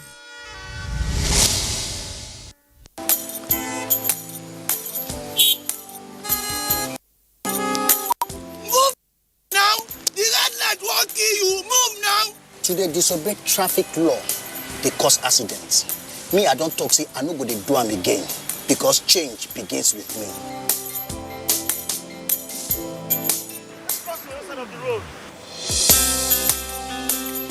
I will no longer endanger my life crossing the express. Instead, I will use the bridge because change begins with me. Oga driver, stop this bus now, won't come down. I be one carry me pass where they go. Make I dey stop anyhow for road, they cause traffic wahala and accidents. So I go dey stop for the right bus stop because change begins with me. Change begins with me. This message is brought to you by the National Orientation Agency in conjunction with the Federal Ministry of Information and Culture.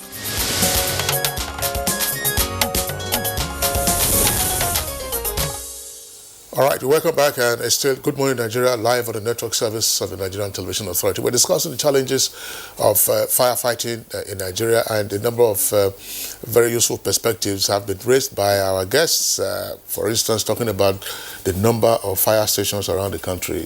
The former Controller General of the Fire Service said by the time he was leaving, we had fewer than 200 fire stations around the country. That is to say that we do not have fire services in well over 500 local government areas, assuming we were to use that. If we were to have fire station in each local government area, that would give you 774. But we recognize the issues that often will cause a lot of challenge, and public enlightenment is important. We know that because we have so abused the siren, almost every other fellow, has a siren wailing. And sometimes I have also seen, I don't know whether it's a big man in federal, not federal now, in the fire service, he will also be using his own convoy with a siren, his vehicle gleaming in red. And I'm wondering, you are not a fire truck. Why is your siren on? But ordinarily, it's a criminal offense for you to obstruct a fire engine. It's a criminal offense.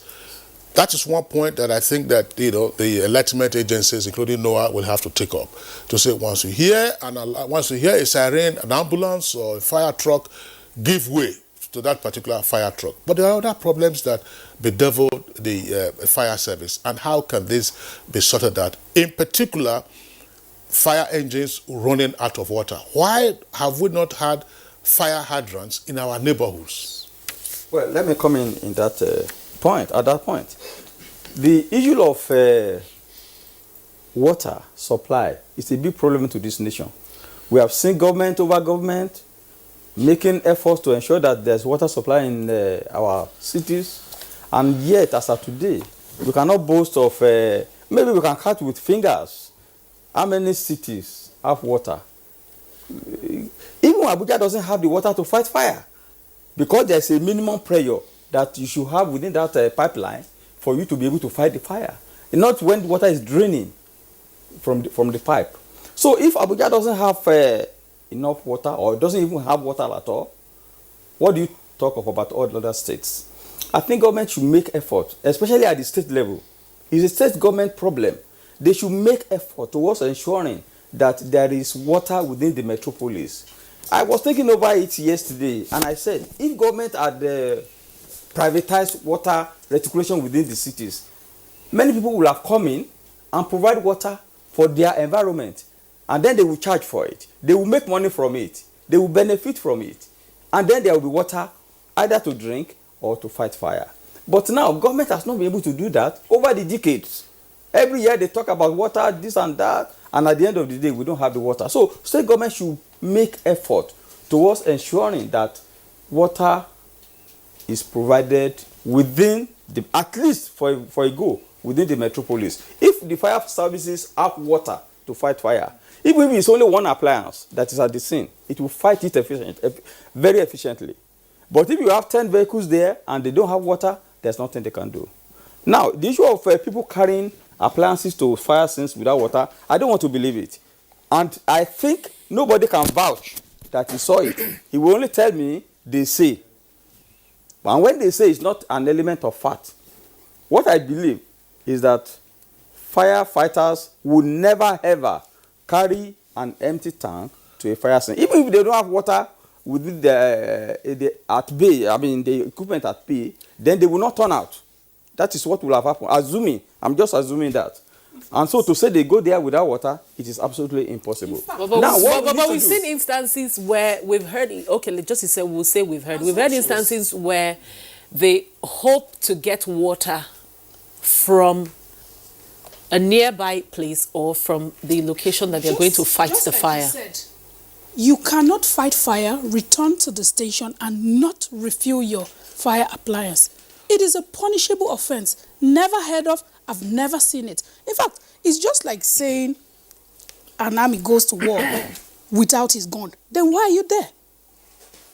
It's just like saying you go to your station, you don't have, they are not, televising. I think what is more common is the fire engine runs out of water.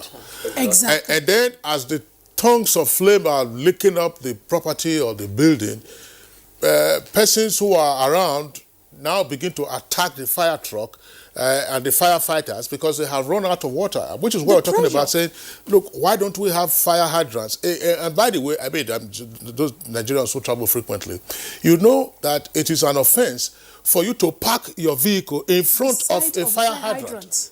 It's an offense. It's a traffic offense. So why, in terms of our planning, first it has to do with planning, to say, look, people are keep hearing of building roads and roads and roads, but when you are looking for water pipes, the mains, you don't find the mains around. So that's one issue to look at. But there are other things that can be done. Are we capacitated to fight fires in high-rise buildings?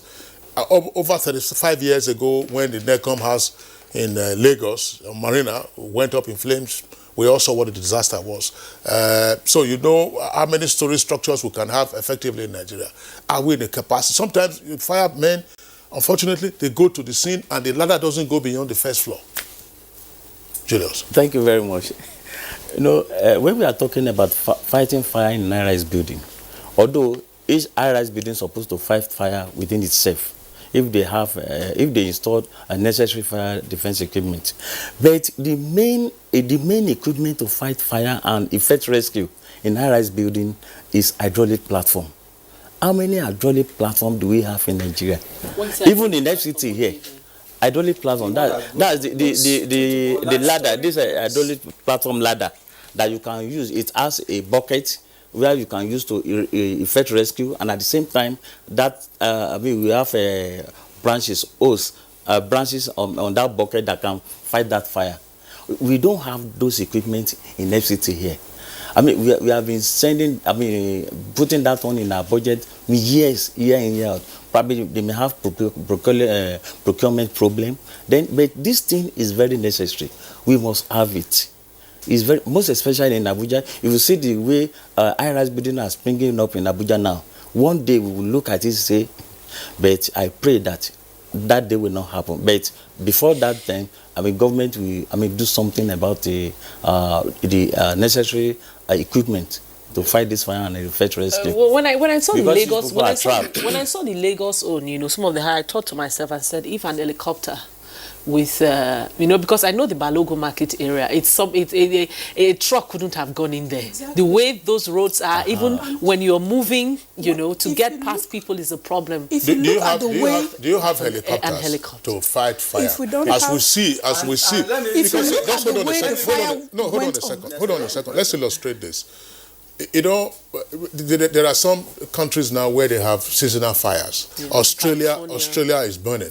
California has been burning for a while. Portugal the other day, and Spain and elsewhere. And then you find aircraft that they deploy, with fire retardants, to try to put out the fires. Does the fire service have the capacity to overfly a fire scene and then try to put out the fire? Now, let me come in.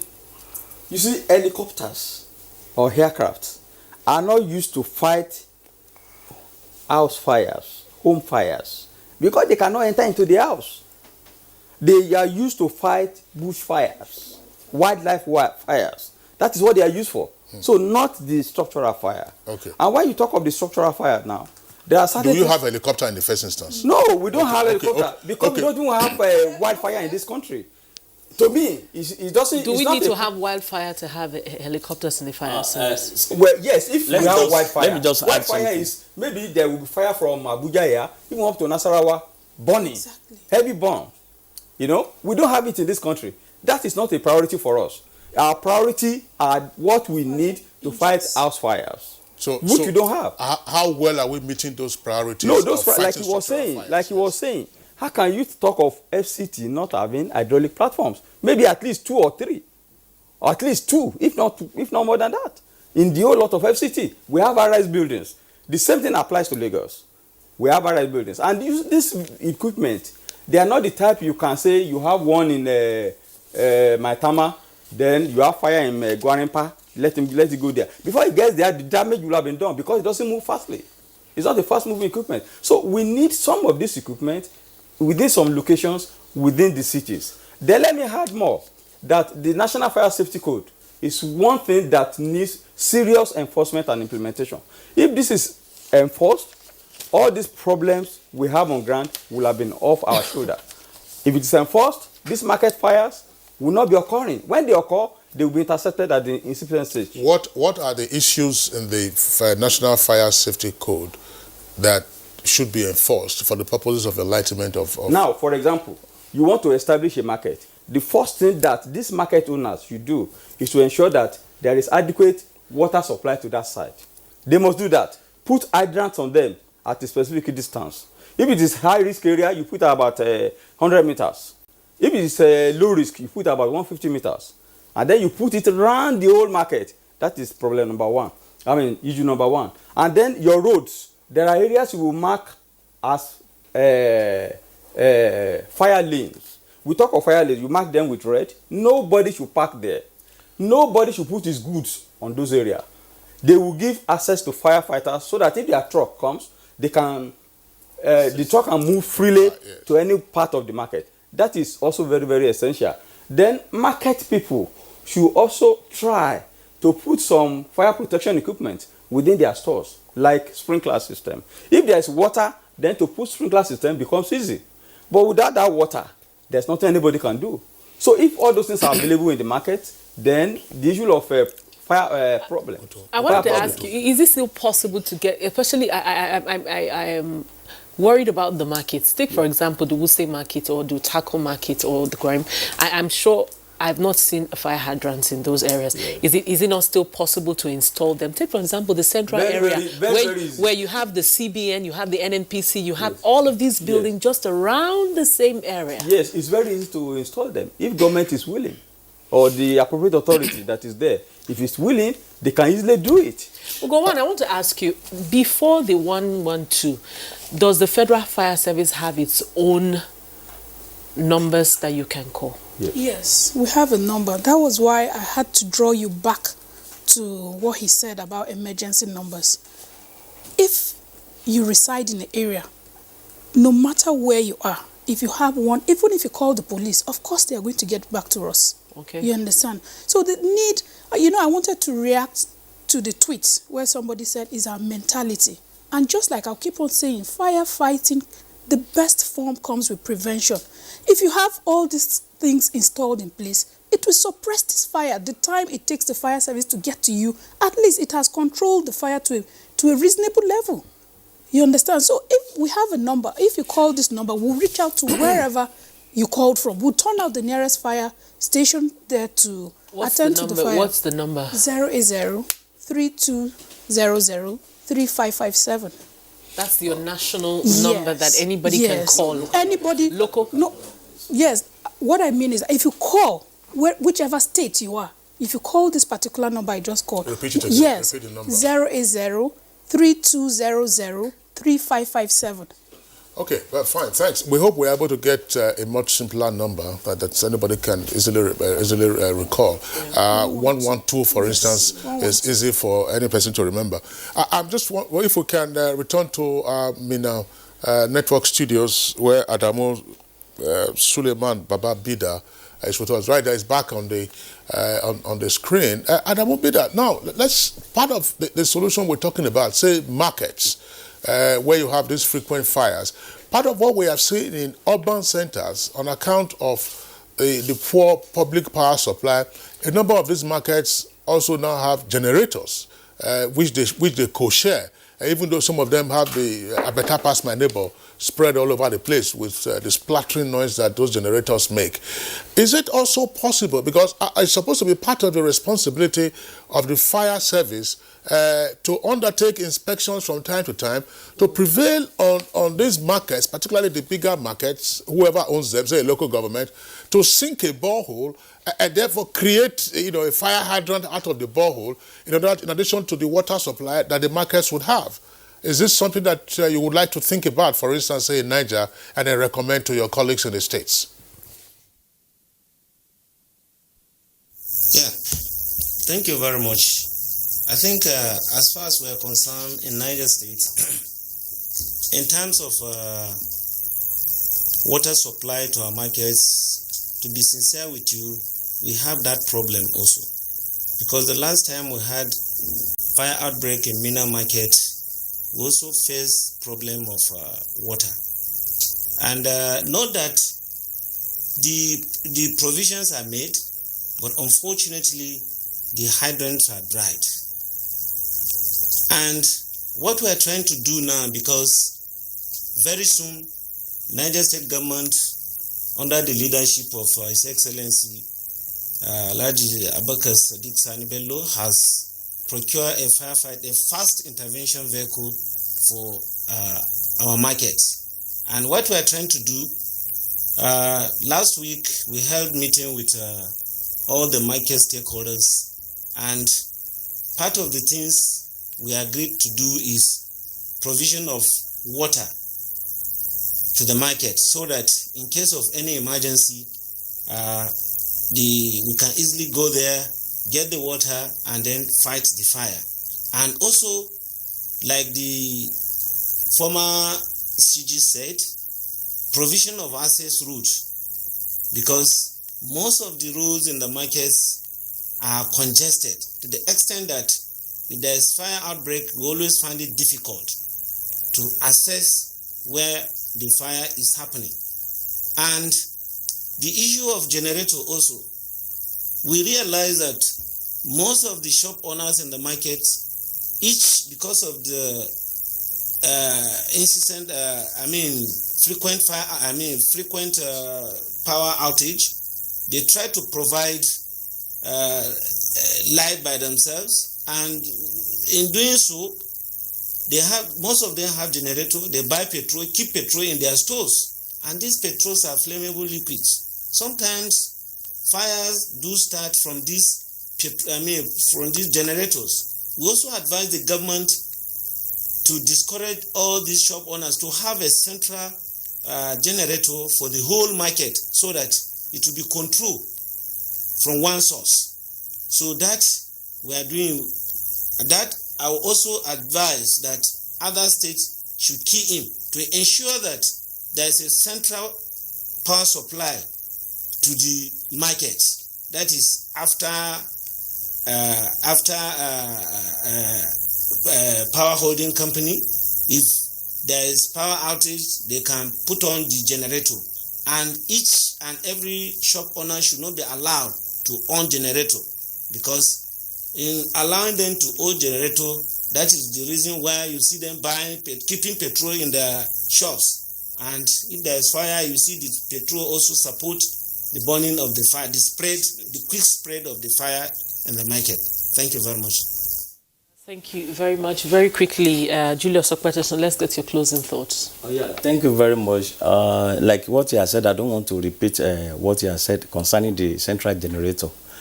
But there should be fire hydrants in all the markets, like the CG has said. And besides that, we are on our own part, the fire service, we have a lot to do, most especially in awareness campaign concerning this fire prevention. Like in our own case now in FCT, we have a fire prevention division that normally go out to sensitize people on how to prevent fire and control it. Then I have a enforcement unit too, that after those people have gone there, we carry out fire risk assessment, all these premises, and after that one, then if you refuse, to carry out all the recommendations given there, the enforcement unit will enforce. And all this, like yesterday now, I have my officers were in about two organizations, with this fire prevention lectures and training. Then another one is that in schools, we have been going to schools now. We have introduced a fire safety club because it's better to catch them young. So when you introduce fire safety club to these students, they will be the amateur firefighters in those schools. And most of that, they even teach their parents at home. These are the things that we're supposed to do. Okay, thank you very much. Let's get the closing thoughts also of Olusegun Okerebon, the former Controller General of the Federal Fire Service. Well, just take this along. What are the recruitment criteria for firefighters? Because elsewhere you find that these are persons of valor, persons who can face risk, you can take risk, because fire is a huge hazard. Is it necessarily the case that we're having persons, who are just looking for work and they have found a job? Well, the firefighters are supposed to be energetic people. They're supposed to be very strong and very resistant in whatever situation they find themselves. And that is why it is the norm that if you are recruiting a firefighter into the system, it should be a very young person. His age should not be more than 30 years. Maybe around that 30, 32, thereabout. Actually, as a matter of fact, it's supposed not to be more than 25. But when you look at the economic problem in this country, the employment problem in this country, you find out that somebody who graduated 5 years ago has not even got a job. So if a firefighter is recruited within that limit of about 30, 32 years, I think that would be okay. I remember when I was in the office, somebody came in at the age of 40-something. They brought him in for recruitment. How could we recruit that? So that's the problem we have in the country today, and the only way we can overcome them as a service is to ensure that we stand on our 2 feet and recruit appropriate people that are supposed to be recruited. All right, Before I close, I want to suggest that all the state government should take the issue of the application of the National Fire Safety Code very seriously. If they do, most of the problems we are talking about will have been attended to in the cities and in the villages. Let's look at Lagos. That high-rise fire will have been limited to a position. If they have the necessary gadget within the building, they have rising means in the building with water, they have hose reels at every floor, they have sprinkler system. All those things are compulsory. I hope if they do that, it will be okay. All right, thank you very much, Olusegun Okebiorun. Very quickly, Ugoan, let's get your final thoughts. Well, just like they've already said, we have the responsibility to enlighten the public, but the greater part has to do with the public. What do they do? Do they put these things in place? The dry season is here. The Harmattan is here. We're going to be having a lot of fires, and proper housekeeping, I would advise. No bush burning, keep fuel out of the house. So many tips to be railed out, which we are going to be enlightening the public on our programs, safety awareness, go to school, public places to enlighten them. All right, thank you very much, Ugoan. We're really out of time. Just you have the FCT Fire Service numbers, toll numbers on your screen, and also you have the toll-free number 112. When there's a fire anywhere, if you call any of this number in any part of the country, you're sure to get a response as soon as possible. It's on that note we want to say thank you very much to all of our guests who have joined us on the program this morning. Deputy Superintendent of Fire, DSF Ugoan, Public Relations Officer of the Federal Fire Service. Thank you very much for coming on the program. Also, a very big thank you to Julius Okpete, who is the Assistant Controller General, FCT Fire Command. Thank you very much for coming. Olusegun Okebiorun, former CG of the Federal Fire Service, we thank you so much for your time and your thoughts. Also, our guests who have joined us from Lagos and Minna, Adamu Suleiman Baba Bida joined us from Minna. He's the controller, Niger State Fire Service. Thank you very much. And of course, Francis Ewerido from Lagos, we thank you for your thoughts and time. Let's see if we can